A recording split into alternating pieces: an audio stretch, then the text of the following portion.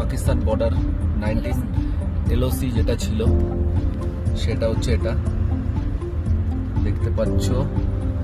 side থেকে বেরোচ্ছি আমরা এখান থেকে